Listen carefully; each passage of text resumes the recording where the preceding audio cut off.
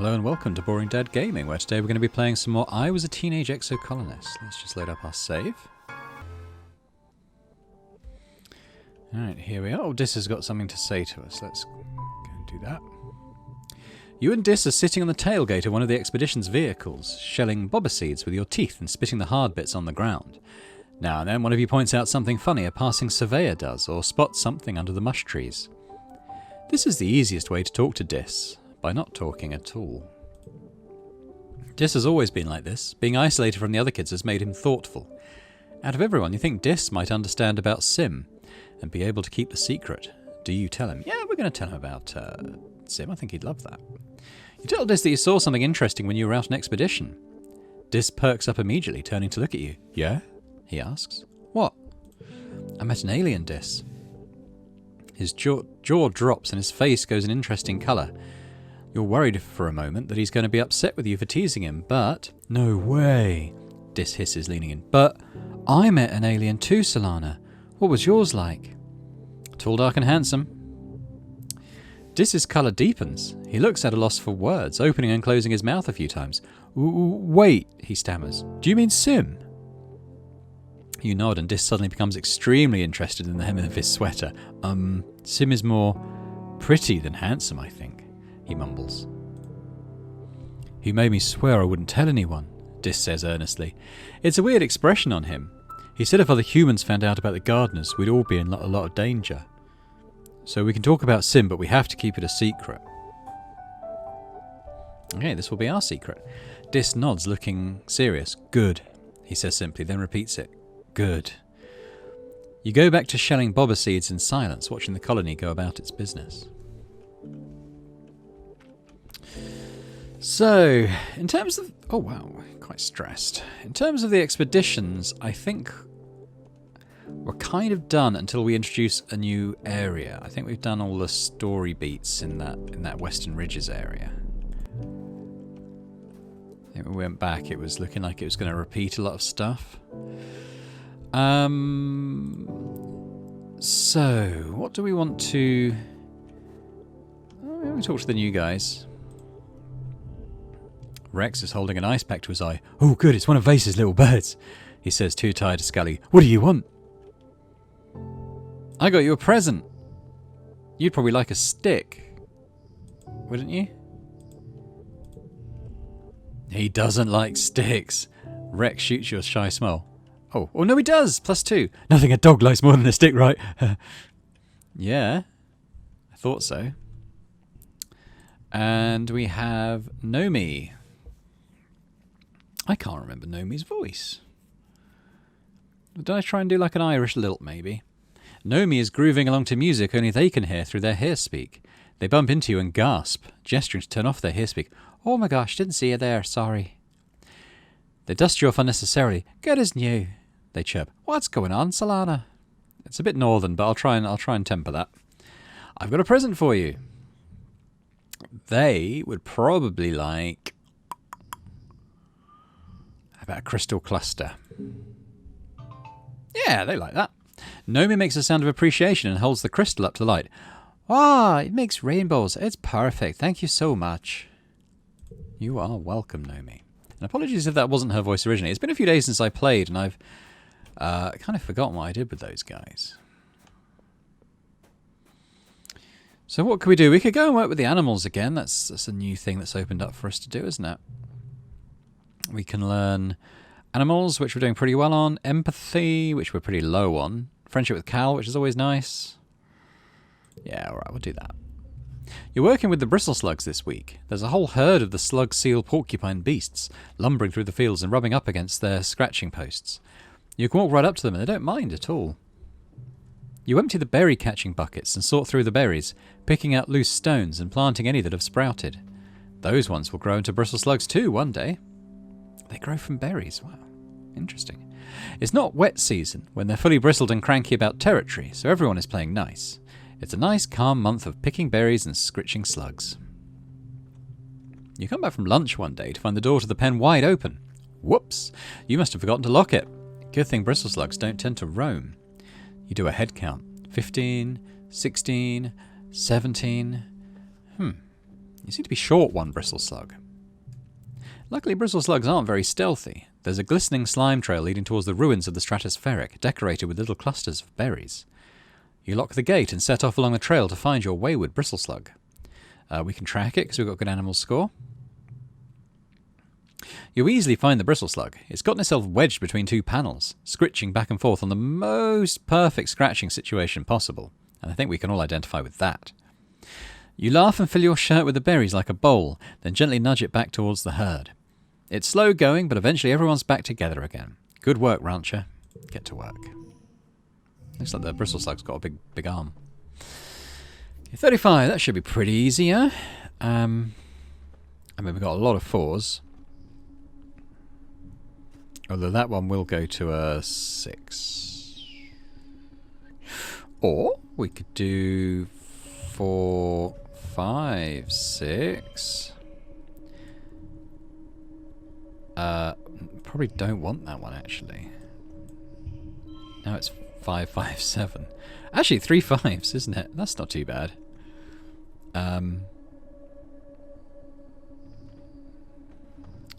We could do 5, 5. Hang on. How's that? That's not too bad, right? Only good enough for 1 star, though. 45 possible. I sometimes wonder if those scores are due to using the consumables. But obviously, I don't think you get any. I could be wrong, but I don't think you get any additional bonus for getting 3 stars versus, say, 1. I don't know if the stars actually give you any bonuses at all. I'll talk to our dad. You spot your dad lying on the ground in the soft grass, looking up at the sky.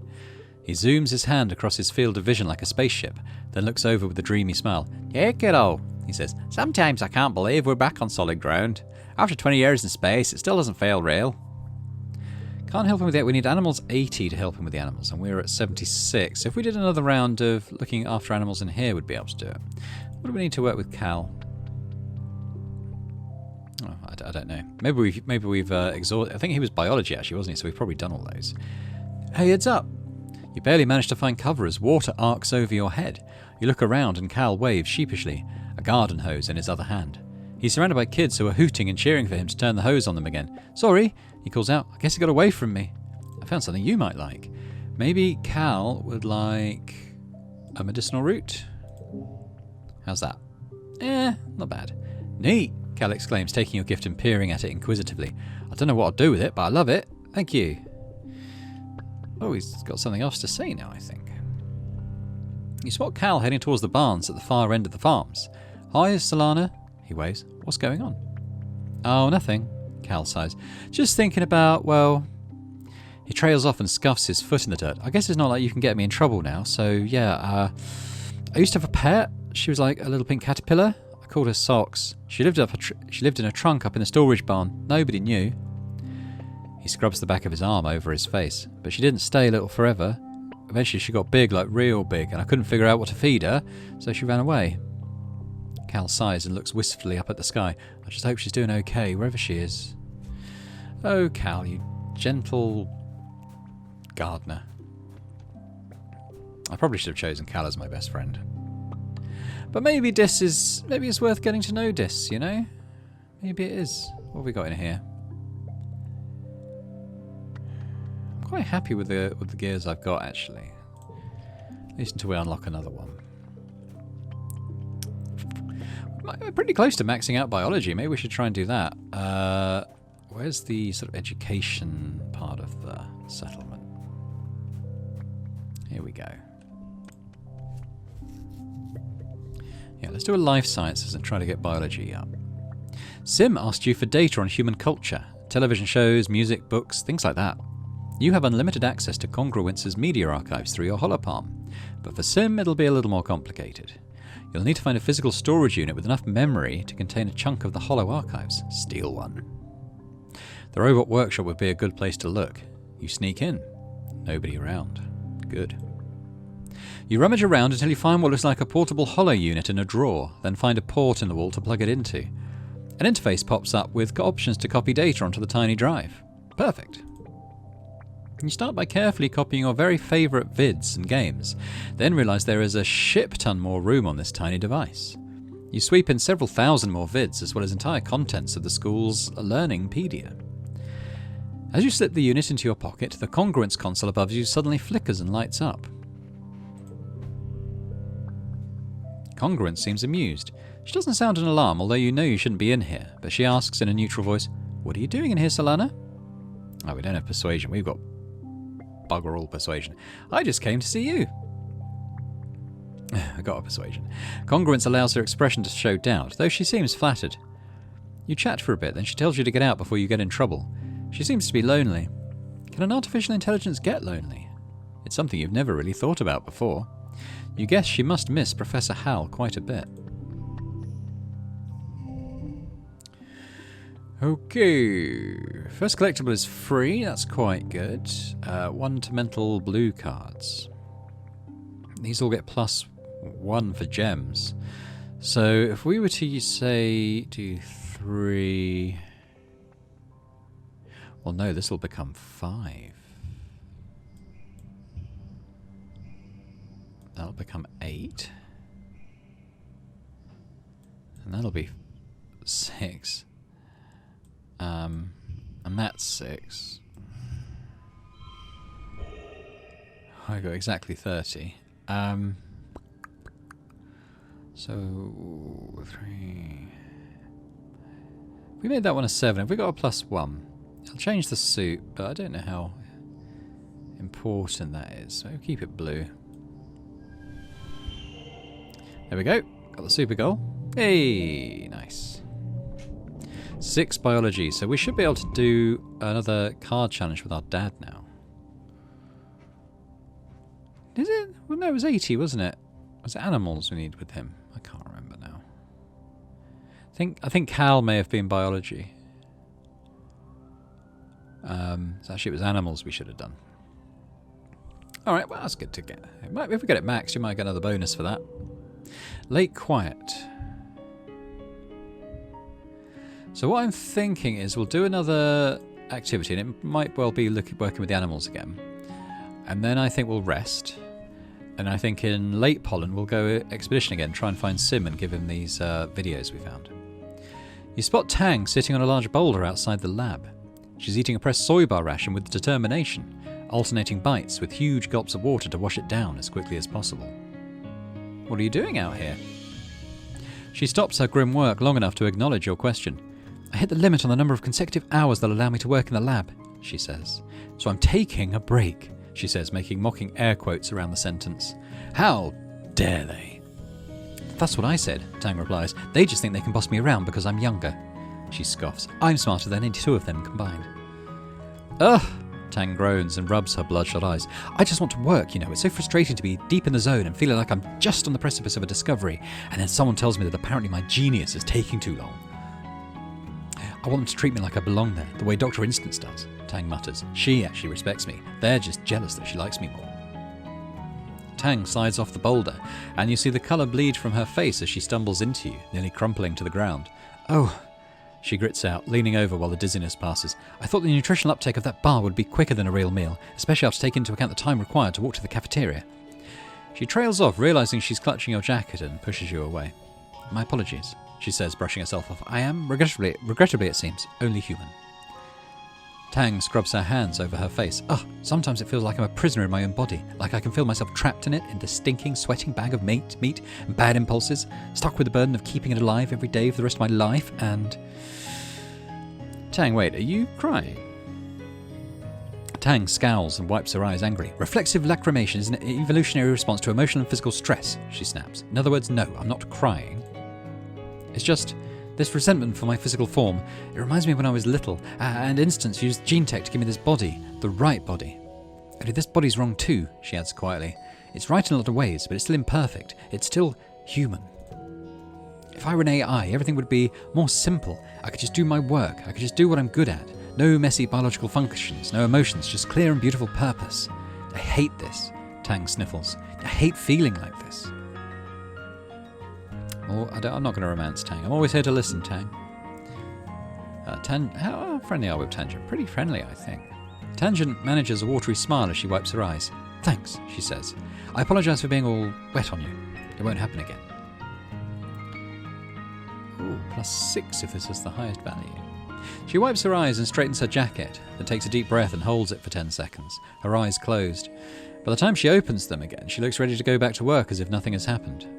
You admire Tangent's determination, but sometimes you think it might come at a price. Right. Okay, so let's have a quick check round, see if anyone else wants to talk. Oh, there's Dis, he's fine. Yeah, so I think we're going to work with the animals. And then we'll talk to Dad.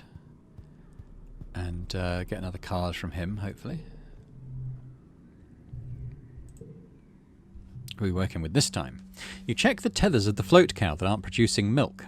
Without all that liquid they use as ballast, they're basically big blue orbs of helium. In the wild, unmated float cows would soar through the air out of reach of many predators. It's funny to see them struggle to come down for breakfast, happily squeezing out great big helium farts so that they can get down to the troughs. Get to work. 27, well that shouldn't be too hard. What have we got? It's going to be hard to manage that. I mean, if we have a very low hand I could see it, but...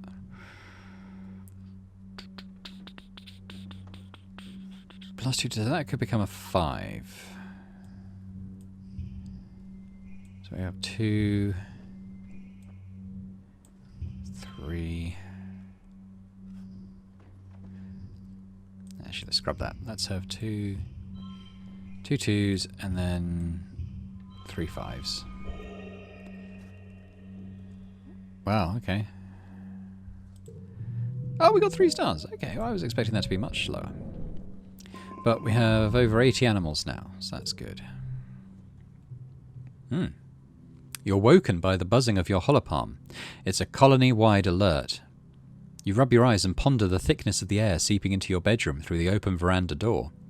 It's an It's an ominous but beautiful sight. The seasonal pale pink haze has turned a deep fuchsia, with scintillating silver sparkles floating through it. The shimmer. Thankfully, you've all been inoculated against the shimmer, because this looks like a bad year for the airborne spores. To be safe, you stay inside and seal your doors and windows tightly. You spend the time playing hologames with your dad. After a couple of days, the pollen fog passes without incident, and I wonder if we hadn't cured the shimmer. I wonder what would have happened, especially with our dad at that time. Luckily we did. It's definitely something we might not have done. Your dad is sitting on the fence overlooking the animal paddocks, chewing on a piece of grass. Oh, hey, Sugarbean, he says, patting the fence next to him. Come to take a look at the wild, dangerous aliens? You watch the float cows bob along peacefully. Every so often, one of them releases a jet of liquid and lifts up into the air. Your dad laughs every time. Gross, he says, but I guess it's not much more weird than when we used to drink milk from cows and goats. Alright, help him with the animals. Card to the right becomes 5. That's pretty good if you're trying to get pairs or 3 of a kind. Your dad is running some kind of test on the trippets. He's playing different chords and trying to see if they have language or are just making instinctive animal calls. You help him by holding up random objects and trying to determine if their sounds map to any understanding of what they're seeing. They're either saying kill all humans or linguini sports ball, your dad says, staring at the readout on his holopalm. I just can't be sure. Okay, cool. Well, we worked with Dad, we got a card. And that's probably maxed out his sort of card release to us. We've maxed Cal out. These others, unlikely to manage it. So the question becomes, where should we relax? And maybe the answer is on the walls?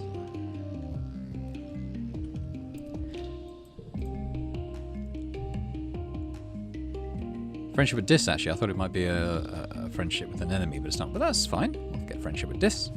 You relax on the walls again this month. Compared to the hustle and bustle of the colony down below, it's pretty boring up here. You look through some of the independent study modules and catch up on some schoolwork. Hopefully, when you go to class again, you'll be a little smarter than before. And if not, at least you'll be a little less stressed.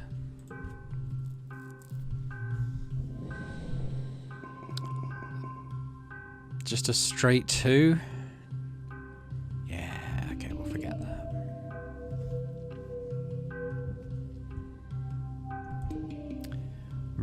so I want to go off on a little expedition this time.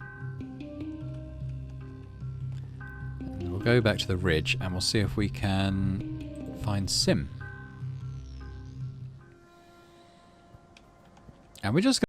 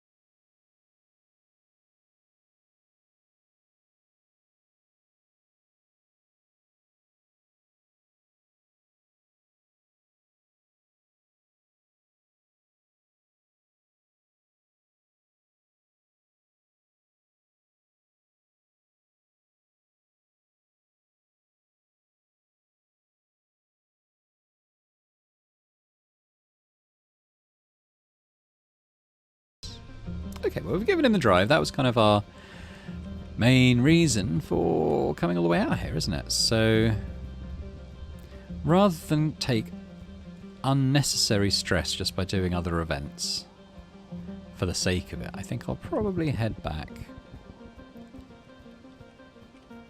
and carry on with other stuff. I'd quite like to do persuasion-based events. Our persuasion is absolutely terrible, but I'm not sure we really have any like that. I'm not sure why. I mean, that's part of the reason why it's so low, because I just don't seem to have a way of really raising it reliably. Okay, there's Sim. Let's go back this way.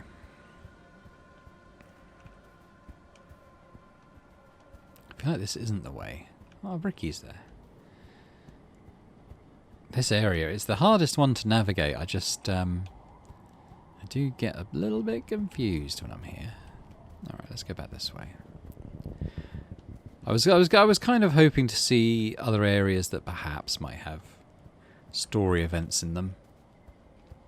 But it seems no. So we'll just head back to the ship. Well, I say ship, our truck or whatever it is.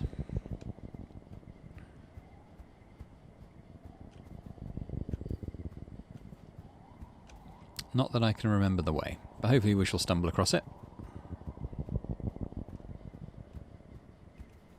I don't think we're that far.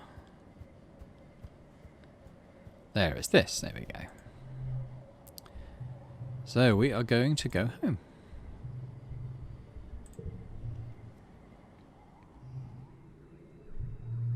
Yeah, so we didn't do a lot. Our perception's actually maxed anyway. We've got 3 engineerings, which is pretty cool. Almost maxed out biology, which is nice.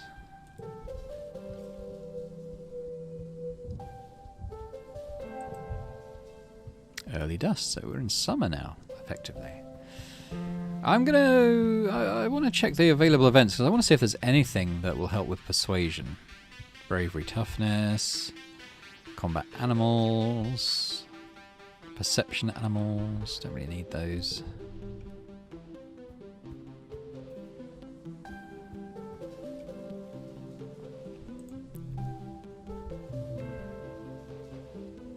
Biology, reasoning. It's not reasoning. Yeah, it could be better. Engineering, reasoning. Oh, that's actually, we could actually be friends with Nomi Nomi as well if we did that. Humanities, creativity and persuasion. I mean those... Oh, persuasion. Yeah, that's what we want.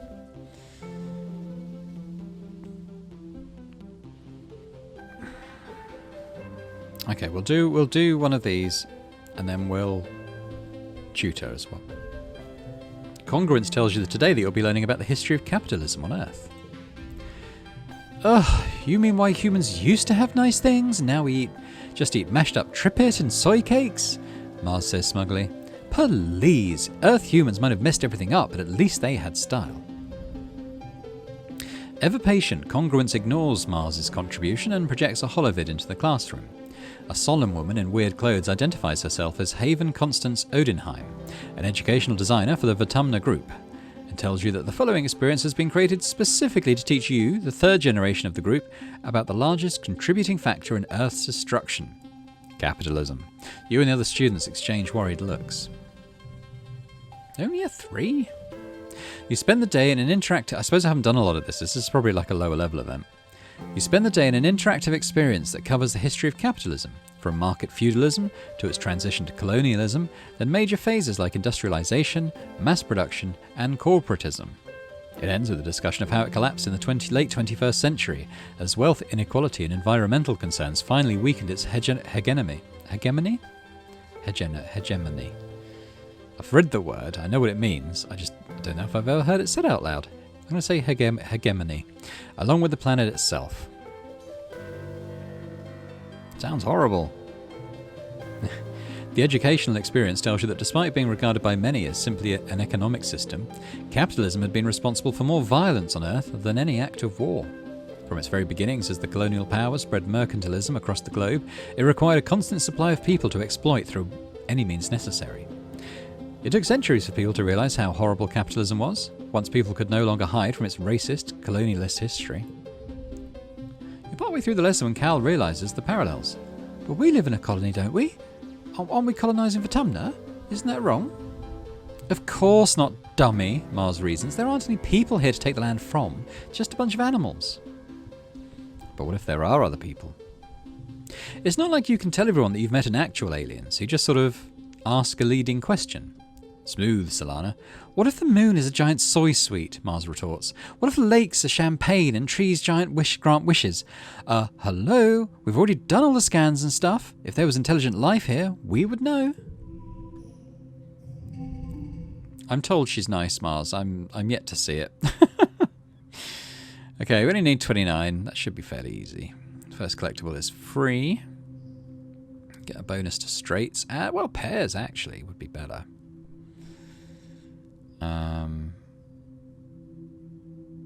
So we could do like a 2, 2, 4, 4, 5. Ooh, that's not managed it.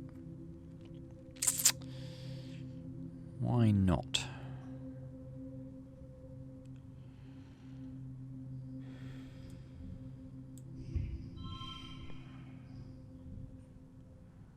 All right, we'll do a straight then. Better. Okay. Oh, that was the 3 stars. There we go.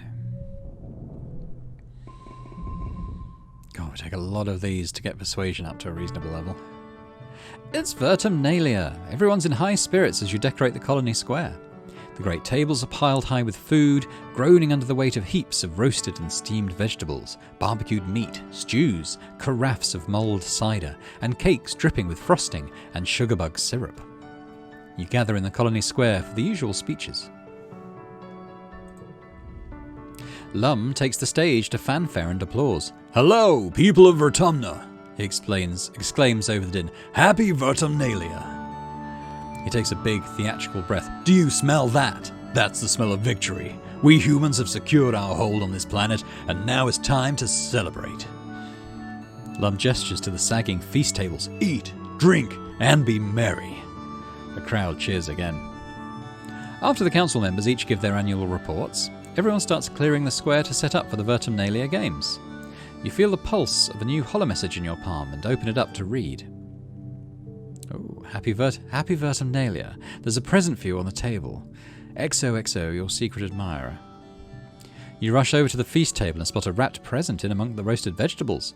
Wow, you got a secret admirer. +2 to last card. Interesting. You unwrap your present. It's a databand. You snap it on your wrist and boot it up on your holopalm.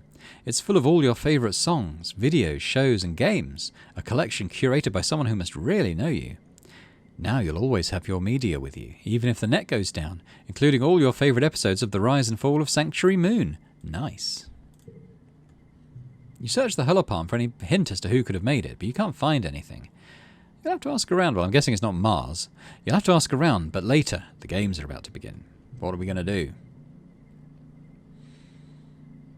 So we still can't do the talent show because our persuasion's too low, or the bake-off because organising is too low. That's another one we've hardly put anything into. Let's do trivia. The Xeno wrangling felt a bit wrong. We're not going to have any pop culture questions this year, right? Tangent sulks, her voice dripping with disdain. I just don't see the point. Why aren't we celebrating real intelligence? Luckily, Nomi doesn't overhear this, or if they do, they don't care. They're just happy to be there. It's a hard reasoning challenge. 87? Is that the highest we've had? And a random card locked in one slot, which isn't going to help. Well, that's not going to help at all.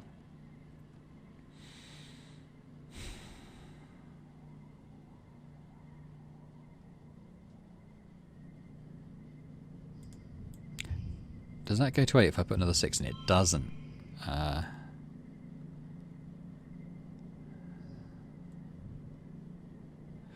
But I think that's okay, because it's still a pair.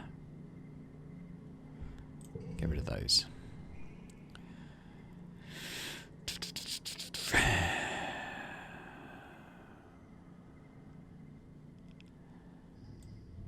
Four, 5, 6.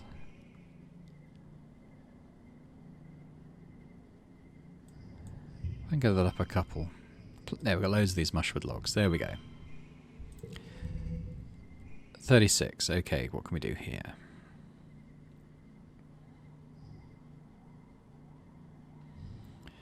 So that's going to go plus... We can get that to plus 7. If I put that there...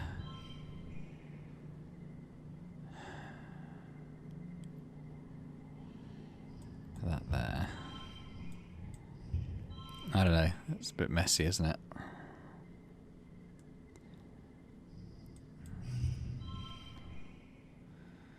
I want to put the 8 there. That'll drop down to a 6. Oh, and it's a win. It's not an amazing win. 2 stars, though. Not too bad. Ooh, trivia champion. All of those hours spent... What do we get? Plus 2 with Tangent and Nomi. And what's this? Popular. All of those hours spent watching holovids really paid off. You nail the pop culture questions, and about half of the science and humanities ones as well. Nomi and Tangent are too specialised to beat you, trivia star. What's Nomi's specialisation? Maybe she's more of the humanities side. Lost some stress, that's cool. After the festivities, everyone descends on the feast. You heap your plate with more food than you could eat in 3 sittings.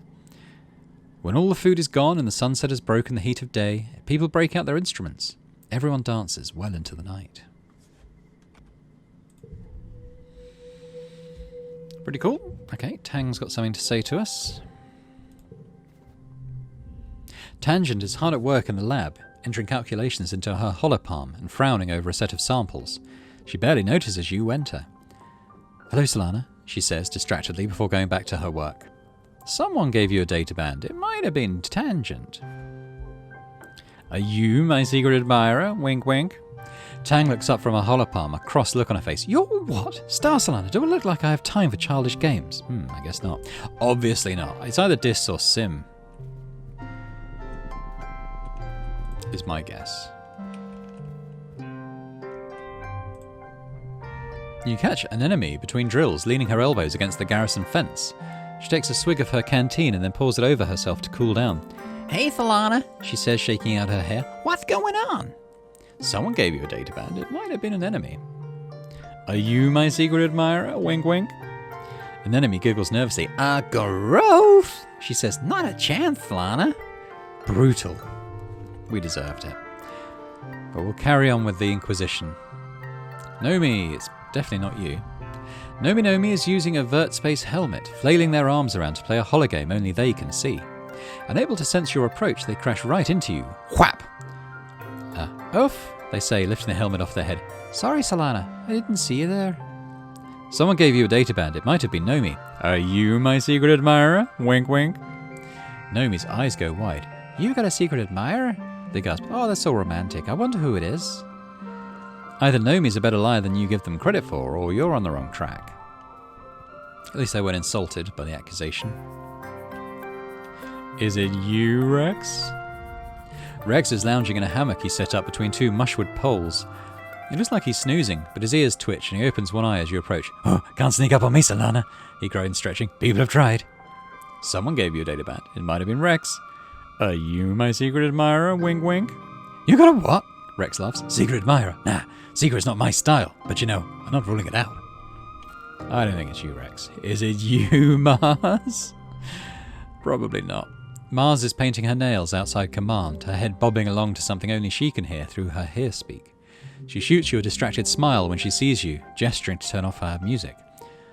What's popping, Solana? Someone gave you a databand. It might have been Mars. Are you my secret admirer? Wink, wink. Mars barely looks up from her manicure. What? She laughs. Solana, if I liked you, you would know. Trust me. Mars doesn't like me. Where's Dis? Is he out here? I think it's Dis. You find Dis loading some equipment into an expeditions vehicle. He nods at you as you approach before going back to his work. Someone gave you a databand. It might have been Dis. Are you my secret admirer? Wink, wink. Dis doesn't meet your eyes. So what if it was? Don't make a big deal about it. But I like you too. Dis stops and turns towards you slowly like he can't believe your words. What? Why? Going for a smooch. No! You lean in and kiss Dis on the cheek and he jerks away. Too close, he stammers, throwing the rest of the gear in the vehicle and skittering away. Oh, Dis, you complicated little boy. Complicated little man. I guess it's not you then, Cal. I hope it's not my dad. That would be weird. But no, it was Dis, so. What's Dad got to say? Oh yeah, he said that before. So, I'm a bit of a loss really until the next area opens up.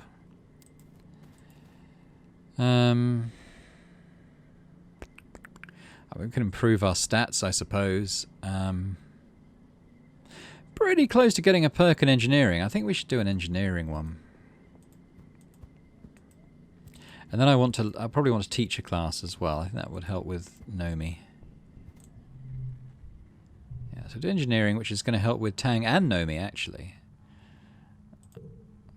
You hear a scuttling of metallic legs. What the heck? And a strange knee-high robot bursts into your engineering lab, going full tilt on its 6 spidery legs. It slams into a wall hard enough to knock itself down. It seems to be having trouble getting back up again and is flailing its metal legs around dangerously. We're going to fix the robot. Oh, Solana, thank you, Congruent says, wheeling in on her portable screen. I was running diagnostics on the little fellow when it broke away and made a run for it. I really need someone to be my hands here, she continues. Everything used to be easy with Hal around. I miss him. Congruence doesn't need to clear her throat, but you get the distinct impression she's simulating it anyway. If you want to come and help me in the robotics lab, just come down any time. Ooh, we got a new task. Pretty cool. Okay, so gems. So they could be 5s. I mean, we've got to have the 9, haven't we? I mean, we can have 3 5s. Like that. Let's take a 6 in there. How are we doing? Not bad. There, so we've got another perk now in engineering, which is nice. I think we're going to go into the robot lab next. New perk. What do we get? New cards in the depot. All right, well, we've got 100 credits. I forget what they're called. Is it just called Karma or something? I can't remember. What have we got?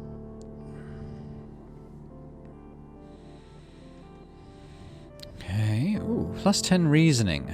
Our reasoning is rubbish.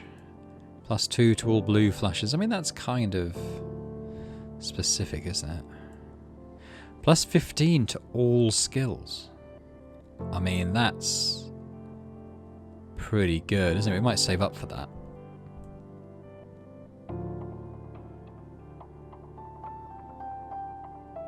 Yeah. Okay, we'll save up another 100 kudos. That's what it's called, isn't it? Kudos. And then we'll buy that.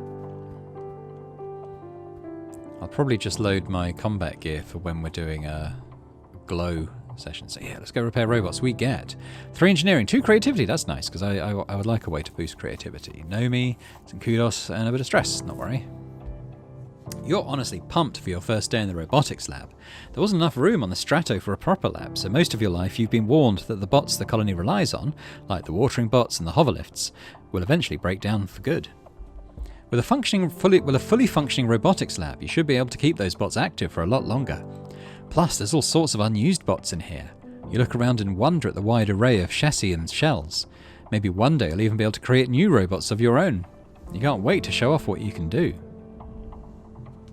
Congruence is so relieved to have an assistant. Since Hal died, well, Dr. Instance is too busy to help, she says as you're setting up. Tangent sometimes lends a hand, literally, but she seems to be more interested in her own projects.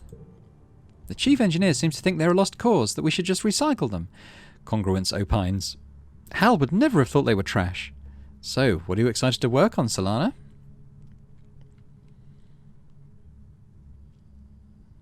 Let's build something massive. Maybe you could make me a body one day, Congruence jokes. I've always wanted to be 10 feet tall. Oh, maybe we could. Congruence goes quiet and then adds, go ahead and look around. If you have any questions, let me know. You spend the day getting to know your way around the robotics lab, meeting all the bots you're going to be working with. These broken, forgotten bots just need a little TLC. Let's get to work. +1 to blue cards. Oh, we got lots of those. 1 slot card becomes 3. Okay, well, let's stick a 3 in there. +2 to gems with cards with gems. We don't have any of those. I mean, we've 3, 3, 3.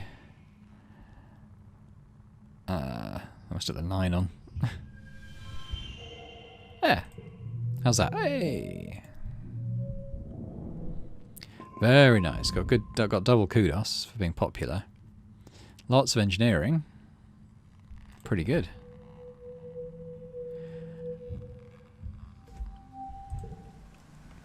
Let's just have a little stroll around first and then see if anyone wants to talk to us, but I'm probably going to go and teach a class.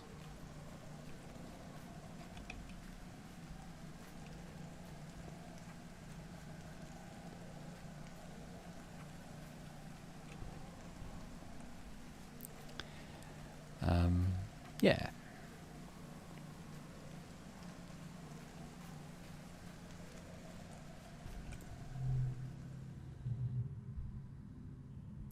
Reasoning, empathy, friendship, all good stuff.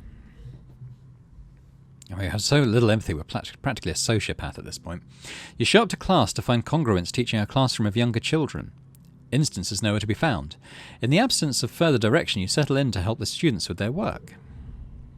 After half an hour, Instance pokes her head into the classroom. Oh, God! Oh, sorry. Oh, good, you're already here, she says. I trust you'll be able to handle yourself on all subjects and with students of all ages.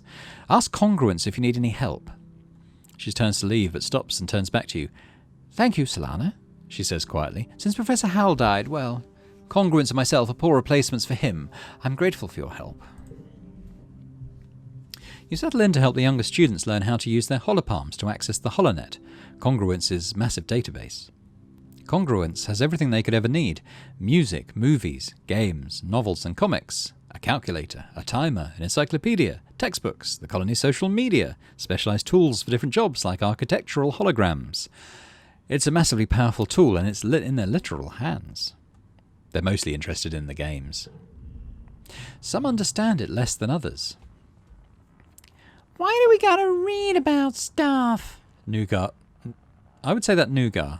I think America might phrase it nugget, but we in the UK we'd say nougat for that. Poking dejectedly at her holoscreen. The skin around her newly implanted holopalm looks a little red, like she keeps picking at it. I just want to go play. I should be alright.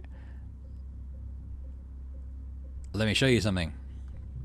You show Nougat how to look up videos about sports ball. She's totally enraptured by it. Whoa! She exclaims. I can watch people play sports ball on my hand? Anytime? Turbo! Nougat is 10 and full of energy. The other kids are able to settle down to work on their biology assignment, drawing pictures of the xenofauna that live on Vatumna to put in her classroom diorama. But Nougat prefers a more creative approach. You look at her drawings. Nougat's animals all have extra wings or heads, robotic treads, laser turrets or top hats. Some aren't even close to the reference image. Encourage her. You encourage children's creativity. You praise Nougat's creativity. Yes, that Hopeye does look better with a jetpack. Of course, everything looks better with a jetpack. Nougat is proud of herself and works diligently on her project. Yes, the class diorama does look a little eccentric when it's all complete, but at this age it's more important to keep a child engaged than it is to teach them academic skills. Nougat gives you a big hug when class is over. I hope you're my teacher all the time, Solana. Hey, get to work. Oh god, what's that? One random card locked in slot. Gee whiz. Can I give it a +2 though? Oh, I can. Okay. What's that going to become? That's a 2.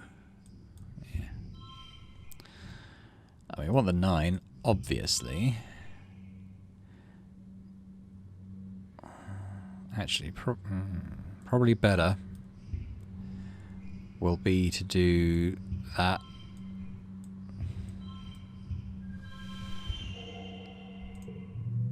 Yeah.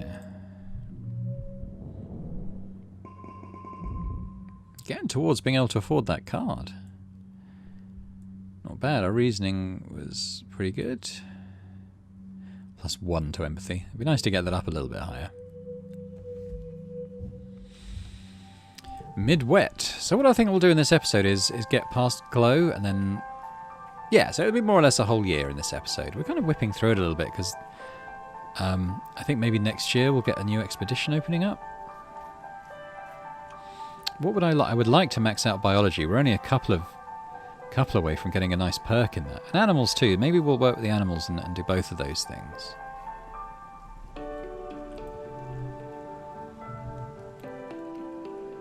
Oh, it's empathy, sorry. We could research the xenobotany, biology and organising. Yeah, I think we'll do that. Tangent doesn't work in the geoponics lab with you, but she swings by every now and then to compare notes and to complain about your experiments. She loves talking about novel substances, things the colony could use for new sources of fuel or medicine, even boring stuff like glue. The idea that the colony could harness the power of Autumna is really exciting for her.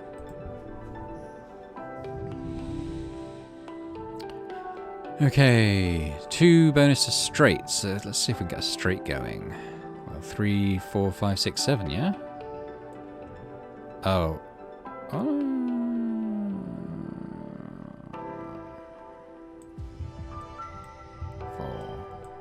5, 6, 7. How's that?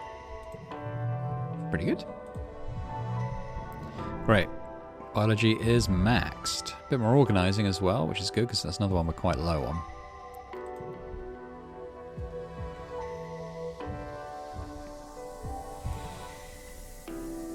Alright, what's our new perk? Enhance your DNA in engineering. Ooh. Ooh. Let's go and check that out. I wonder what that could mean.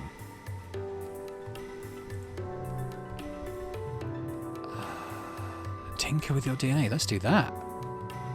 Of all the people in the colony, you understand genetics the best. Besides Dr. Instance, probably. She trusts you to attend to the gene tech machine. With access to a machine like this, you could give yourself a new genetic enhancement. Sure, you probably shouldn't mess with your genome too much in vivo, but one little change couldn't hurt. Of course I want to. Ooh, you decide to install the enhancement. We can have Eagle Eyes. We get a card, +1 skill on red challenge, win. And it's a gem card. We get extra fingers. +1 skill on yellow challenge, win. Super strength. +2 for every other red card. Oh, I quite like that. Quite like that. Calm temperament. -5 stress. Ooh, they're all good. -5 stress. I feel like we're managing stress all right at the moment. Let's go with super strength. It's a lazy person's dream. Eat whatever you want to eat, don't exercise at all, and still look like you spend all day at the gym. It's a tricky process, much more complicated than modifying the malleable stem cells of an embryo. You wouldn't risk doing it again, but this time it works out. Dr. Instance knows what you've done, but you take her silence as tacit approval of your risky experiment. Can I do it again? No. That's a one-off. Okay. Alright, let's have a quick think about what else we might want to achieve. I'd quite like to get toughness up again. We've taken a few hits on that. We could probably get a perk via it as well. So maybe we'll do a red day. Red letter day.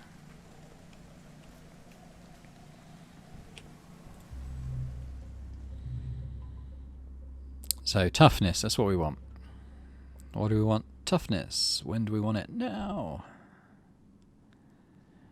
So it's mainly play sports ball, isn't it? It's only 1 toughness.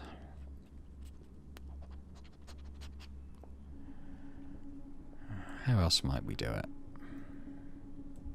think this is probably the main way. Okay. Get bravery too. Bravery might tick up as well. You haven't been back to the sports ball pitch since before the big attack that took Com's life.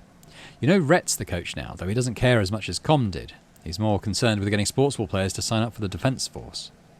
You show up for practice and spot Vase and Rex on the pitch, standing with a healthy distance between the two of them. Vase is surrounded by a group of friends, and Rex is bopping a sports ball on his head and chest. An enemy is here as well. She's wearing Com's old sports ball jersey. Rhett picks her as captain for one team and as new as the other. Who do you pick for your team? We're going to pick Rex. I don't like Vase. Popularity doesn't matter in sports ball, you think? Rex pops the ball under his arm and saunters over, ignoring the venomous look Vase gives him. An enemy chooses Vase right away. Let's play sports ball! Who doesn't love a game of sports ball? Okay. So remember, we get +2 bonus for red pairs, so maybe we should try a pair here. So we could do... Well, we could do... Yeah, we could get rid of a lesser card. Maybe this one. We can stick that on.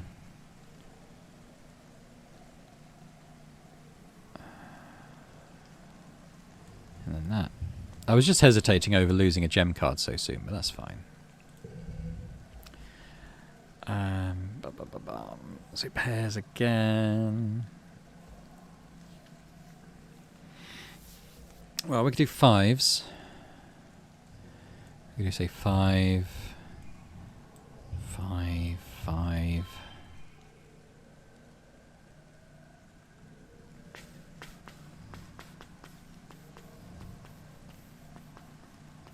Get rid of one of those. I only need 19 now. So this one can get up to 10.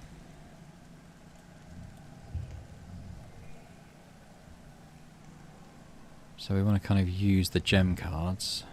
That could go up quite high. So that's already 9, 10. So if I stick that one in... Oh, that's 11 now. I bump that over there. Oh, 10, 11. That's still fine. We got our super goal. No, we didn't get any stars though. 3 toughness, yeah, so we've ticked that over. You and Rex whip the butts of Vase and an enemy and everyone else on their team. Can't remember Vase's voice. You cheated, Vase complains. Come on, Solana and Dogboy. Come on, Solana and Dogboy against me and Nemi. How is that even a contest? He storms off the pitch, venting about how the game was rigged for weaker players because sports ball isn't a real game. An enemy comes over. I think you did well, she says. Good work out there. Rex goes to give her a high five, but she looks towards where Vase disappeared and shakes her head.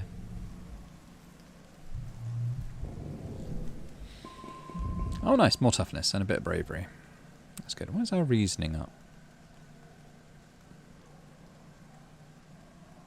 Ah, mastered a skill. Okay, that's cool.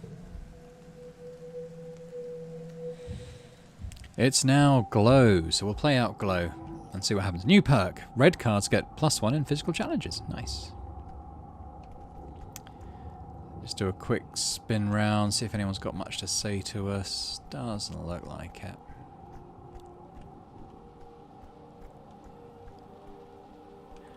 Haven't got enough for that card. That's fine. Oh, got a bobble fruit, whatever it's called. Let's go and relax in the park then, as we're right here. There are only a few glowing plants in the garden, so in the dark of Glow you have to do a lot of outdoor work by lamplight. In the eerie not light, fertile earth dirt looks the same as autumnant dirt. It's so hard to see what you're doing. I don't particularly want to forget either of those cards. You're lying in bed staring at the wormhole through your window when you hear a deep thump resonate through the ground. Then a second one, quieter. The woven roof of your room quivers, unleashing a season's worth of fine glowing dust to sift through the air. Through your open window you hear voices surrounding the alarm. The annual offensive is here, and leading the charge are 2 massive faceless. Well, we're obviously going to join the fray, because we always do. Look at those. You grab a plas rifle and report to the front, where a line of soldiers has taken up arms and is waiting for orders. The colony prepares to defend itself against the 2 building-scale faceless, as well as a teeming swarm of smaller Xenos that seethe towards you. Hold steady, orders the security chief Rhett. Keep the line. No, Governor Lum yells, running from the front gates to the front of the defensive line. He elbows Rhett out of the way and waves his arms wildly. Bring them closer! Draw them in! Rhett stops himself from shoving Lum back, but just barely, you can tell. Are you serious? He retorts. We can't let them any further into the colony. We're gonna fight them on our territory, Lum cries, raising his plas rifle over his head with one hand. We have the walls, let's use them. We'll let them come inside and pick them off one by one. We can't pick off a faceless, Rhett splutters from the sidelines. Lum smiles maniacally. You can see the gleam of his teeth from here. I have a plan, he roars. Just follow my lead. And with that he turns and begins to run towards the approaching animals, roaring taunts and firing wildly into the fray to draw them close. At a loss, Rhett motions for you all to fall back and let the animals approach. The area just inside the gates becomes a swirling melee of smaller Xenos and plas rifle fire, the two faceless lumbering slowly behind. I guess we'll try to stay out of the way.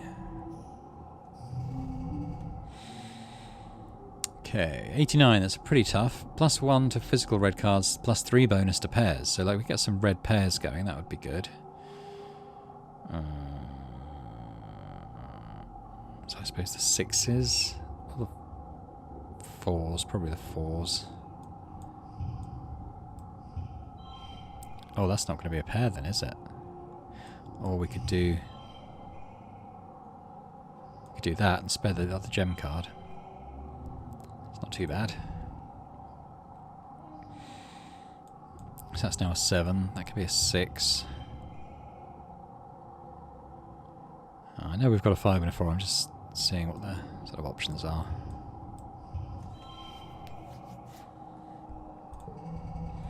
$34. We should be able to manage that. So those will both become 4s. So 4, 4, 4. 4.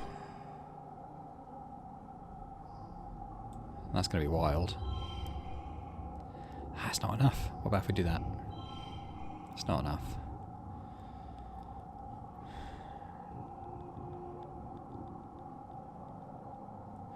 We could make them 5s.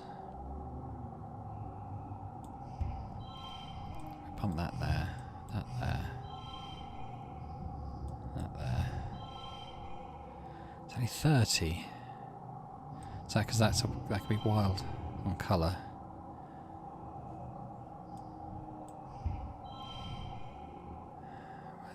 No, we might as well. No, that needs to be 5, doesn't it? Okay, we're going to have to use a consumable then, I think.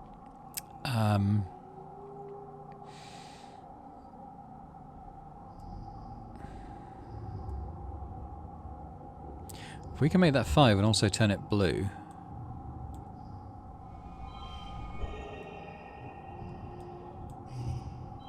Then we've got that. Yeah, good. You're not exactly a professional soldier, but you manage to hold your own against the Xenos, even though you still scream and retreat when something gets too close. You don't injure any humans with your plas rifle, at least. Out of the artillery smoke, wafting over the battlefield, Lum comes running. Here they come! Here they come! He shouts joyfully, and plows through the gates with the two faceless galloping behind him.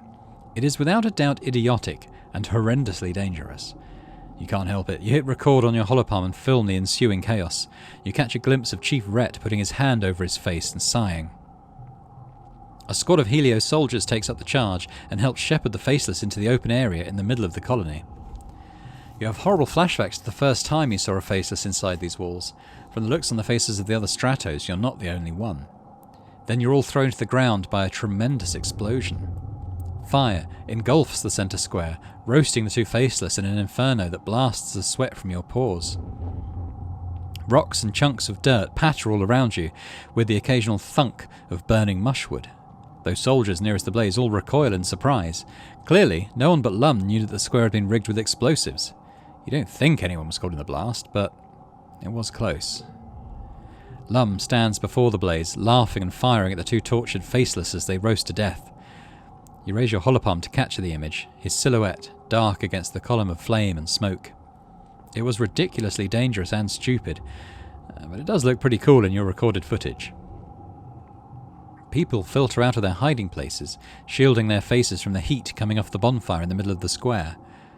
On the horizon, the first watery rays of quiet sunrise are struggling to make a dent in the hot orange glare.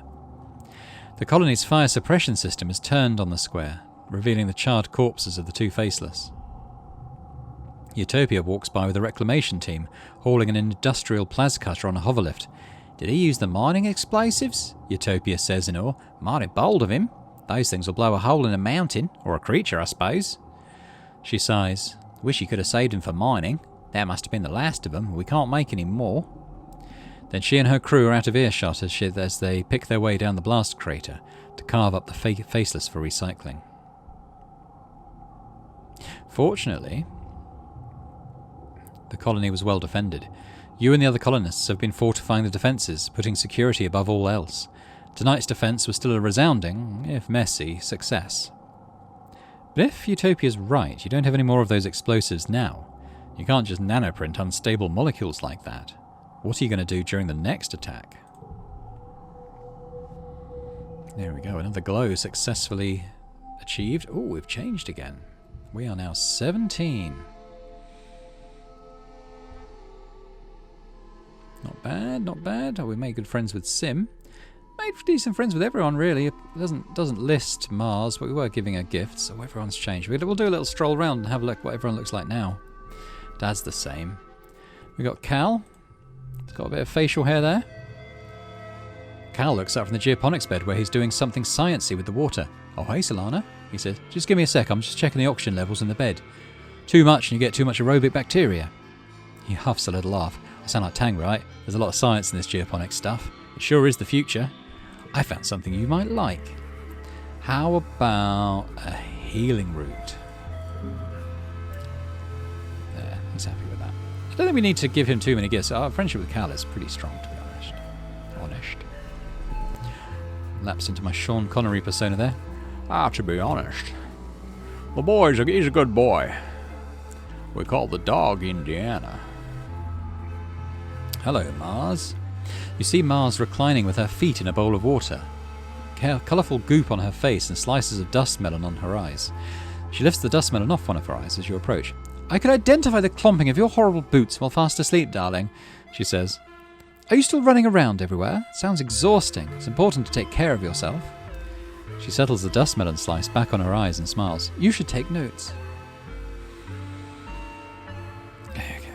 No, I can't get in. Persuasion's way too low.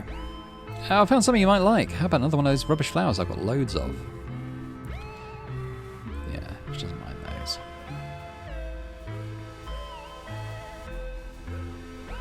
Here's Dis, all growed up.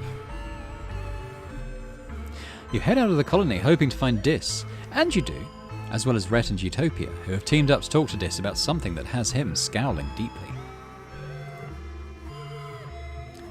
"It was different before the attacks," you hear Utopia say, "but you're older now, and when you're on expedition, you can get in a lot more danger than when you were just a little kid going on walkabout. When you're out there on my team, I'll count on you to do as you're told, and be where you said you'd be." She gestures beseechingly. "What am I going to do if something happens to you out there, kid? What if you disappear one day and you're hurt, and no one knows where to find you?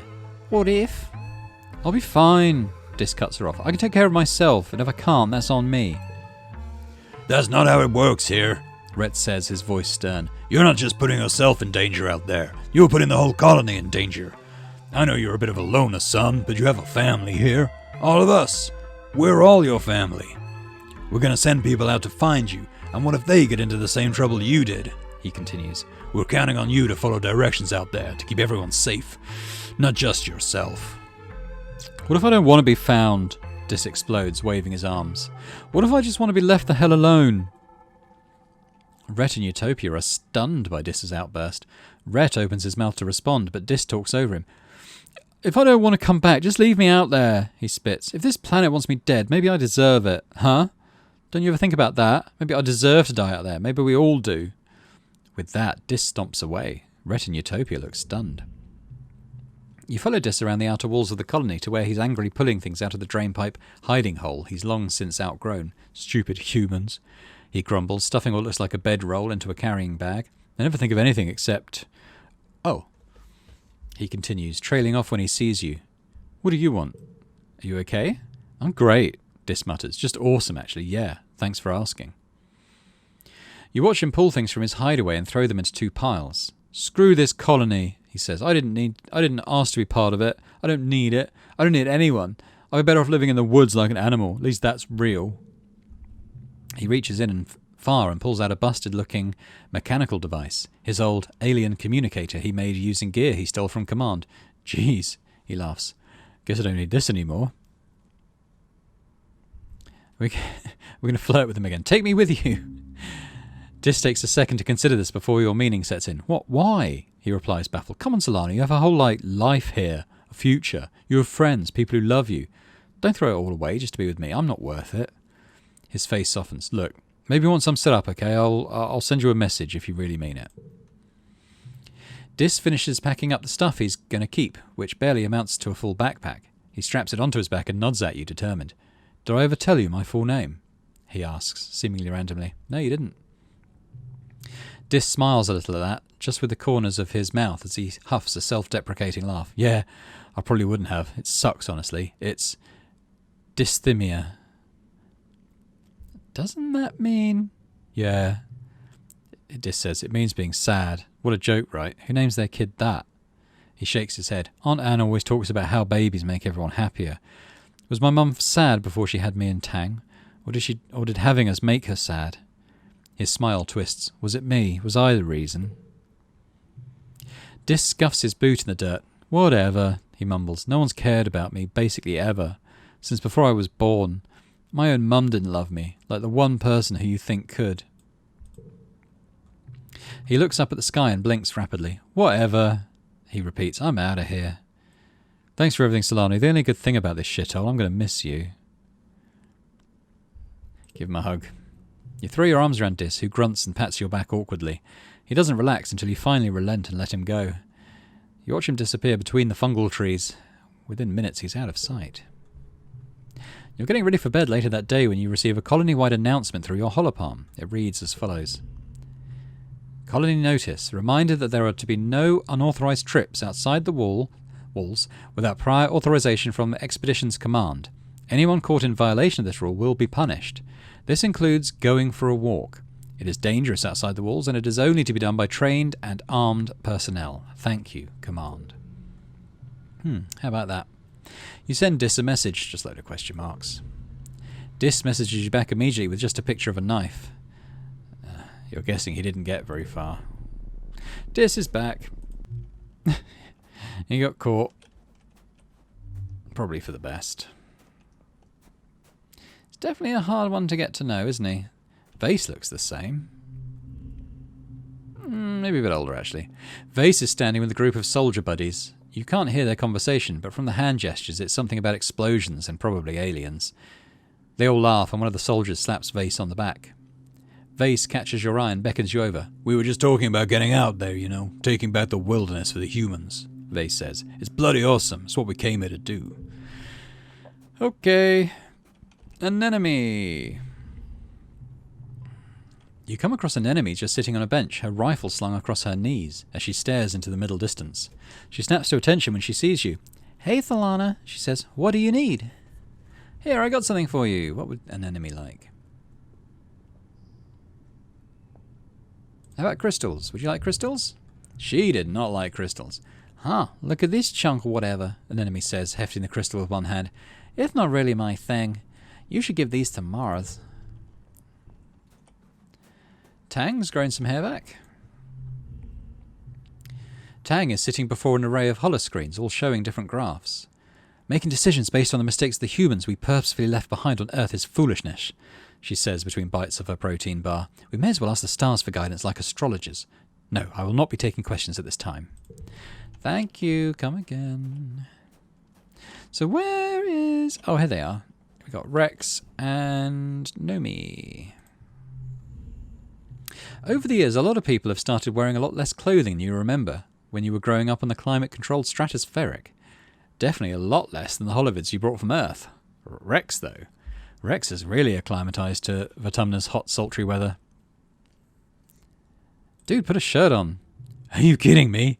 he asks, throwing his arms wide. First, it's hot as balls out here. I work outdoors and hoo-hee! No joke, I'd take off more if I could. He cranes his head up to the sky. Second, I love the feeling of the sun on my skin.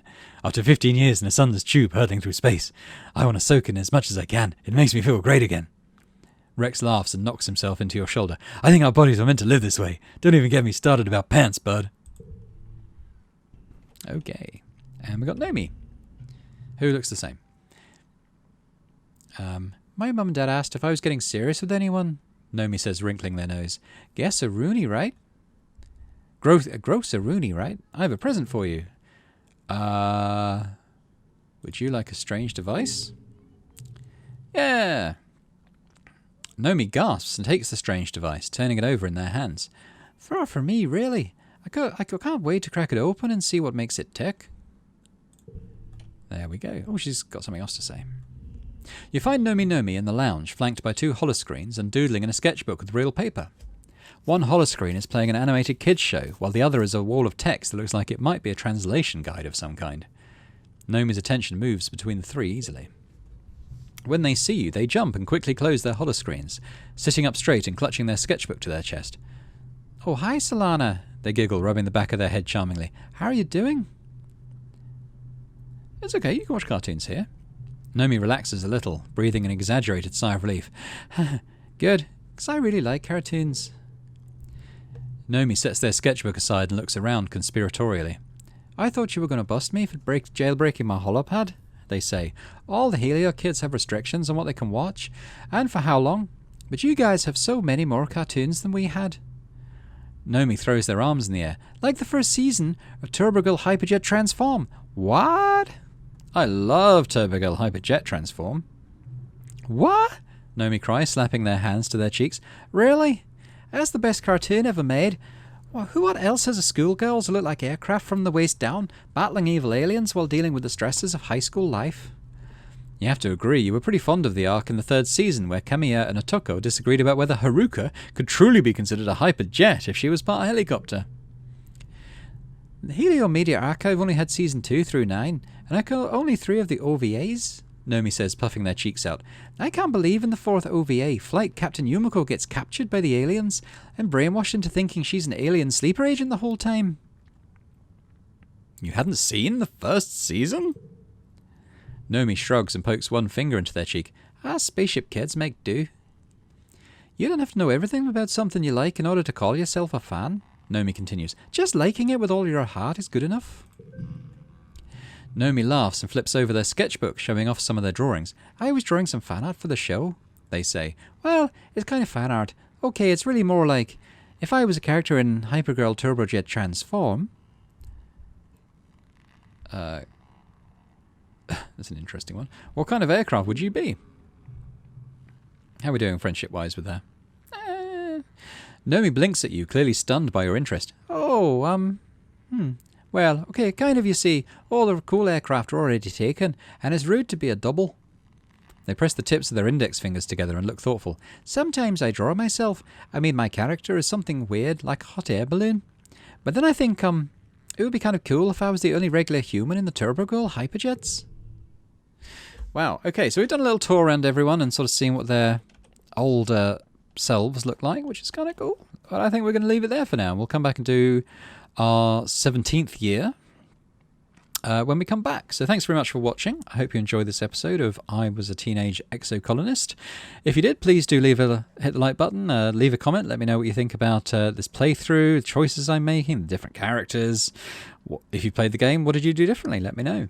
And if you could subscribe to the channel as well if you've not done so, that would be amazing. So thanks very much, and I will see you next time for more I Was a Teenage Exocolonist. Bye for now.